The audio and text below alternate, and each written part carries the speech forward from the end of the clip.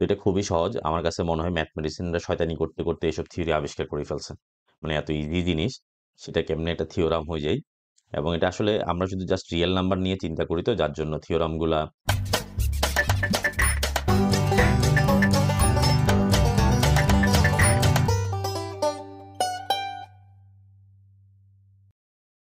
Hello everyone, this is Abrar, welcome back to Sciencepedia. আমরা real অ্যানালাইসিসের first চ্যাপ্টারে ছিলাম। আমরা এর আগে সুপ্রিমাম প্রিন্সিপাল পড়ছিলাম।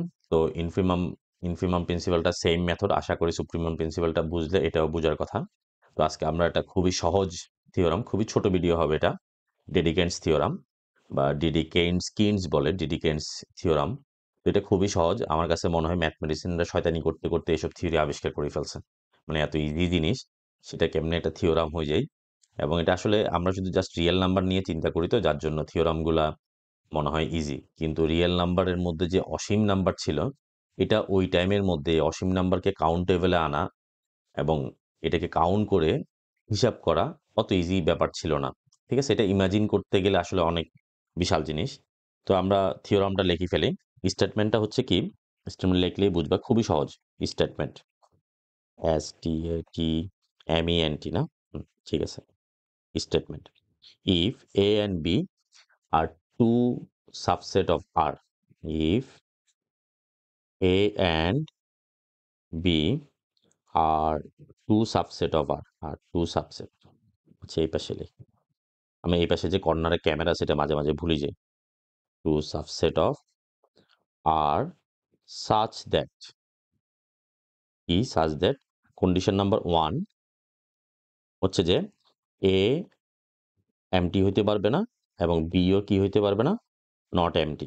এ নট এমটি, বি মানে each class has at least one member, মানে অ্যাটলিস্ট এ আর বি এর মধ্যে অ্যাটলিস্ট একটা করে নাম্বার থাকতেই হবে, এমটি হওয়া যাবে না। কন্ডিশন নাম্বার 2, এ আর বি কে যদি ইউনিয়ন করি, সেটা হচ্ছে টোটাল রিয়েল নাম্বার হইতে হবে। এ আর বি কে ইউনিয়ন করলে টোটাল রিয়েল নাম্বার হবে। এখন কনসেপ্টটা কি? কনসেপ্টটা হচ্ছে তুমি যদি একটা টোটাল রিয়েল নাম্বার নাও, তো রিয়েল নাম্বারের মধ্যে এমনভাবে নিতে হবে এ আর বি, এ সেট এগুলো হচ্ছে কন্টিনিউয়াস সেট। তো এ আর বি কে আমরা এমনভাবে নিতে হবে, মনে করো তুমি যদি এতটুকু নিলা এ, এই এতটুকু পর্যন্ত নিলা এ, এখন এরপরে বাকিটাকে বি নিতে হবে যেন ইউনিয়ন করলে টোটাল রিয়েল নাম্বারটা আসে। তাহলে এটা হচ্ছে বি নিলাম। তাহলে এ ইউনিয়ন বি করলে আমার টোটাল কি আসতে হবে? টোটাল রিয়েল নাম্বার আসতে হবে, এ সেট আর বি সেট। তার মানে এ সেটে যদি একটা উপাদান যদি এক্স থাকে আর বি সেটে একটা উপাদান যদি ওয়াই থাকে, তাহলে এখানকার ওয়াই মাস্ট বি এক্স থেকে কি হবে? বড় হবে। অথবা আমি যদি উল্টাটা হইতো, যে বি সেটের একটা উপাদান, মানে ডান সাইডের গুলা যদি এক্স ধরি বা এটা যদি ওয়াই ধরি, তাহলে এখানকার একটা উপাদান যদি, এটা অবশ্যই এটা থেকে বড় হবে আর এটা অবশ্যই এটা থেকে ছোট হবে। এটাই হচ্ছে থিওরাম, আর কিছু না। এ আর বি কে ইউনিয়ন করলে যদি সেটা টোটাল রিয়েল নাম্বার হয়, তাহলে এ যদি লিস্ট এলিমেন্ট হয় এ এর উপাদানগুলা, তাহলে বি এর উপাদানগুলো হবে গ্রেটেস্ট এলিমেন্ট। অথবা বি এর গুলো যদি লিস্ট এলিমেন্ট হয়, তাহলে এ এর গুলো হবে যে গ্রেটেস্ট। এটাকে ডেডিকেন্স কাটও বলে, অন্যান্য বইগুলোতে ডেডিকেন্স কাট হিসেবে লেখছে। তো আমরা 3 নাম্বার কন্ডিশনটা, এটা হচ্ছে মেইন, হচ্ছে 3rd নাম্বার কন্ডিশন। তো 3rd নাম্বার কন্ডিশনটা কি, এটা একটু ক্লিয়ার করে ফেলি আমি।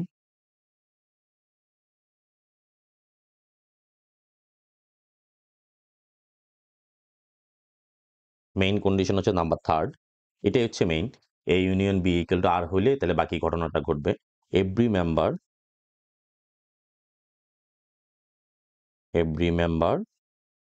Of A is less than every member of B. আচ্ছা, every member of B that then there A has the greatest member or B has the, মানে সরি একটু মিস্টেক হয়ে গেছে, দেখি দেখি লিখলে যা হয় আর কি।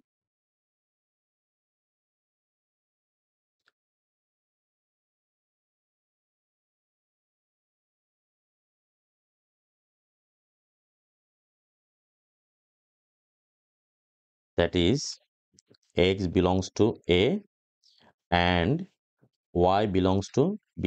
আমরা বললাম এটা হচ্ছে a is the less than every member of b, তাহলে bটা হচ্ছে বড় হবে, তাহলে x less than y, এটা হচ্ছে condition.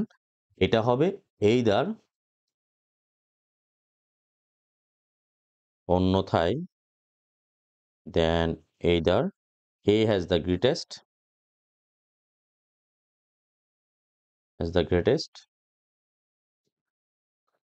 or b is the smallest or b has the smallest member।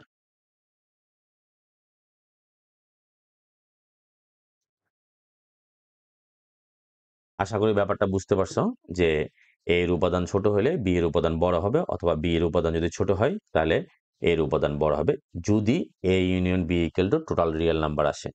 ঠিক আছে, এটাই হচ্ছে আমাদের কনসেপ্ট, এটাই হচ্ছে ডিডিকেন্স থিওরাম।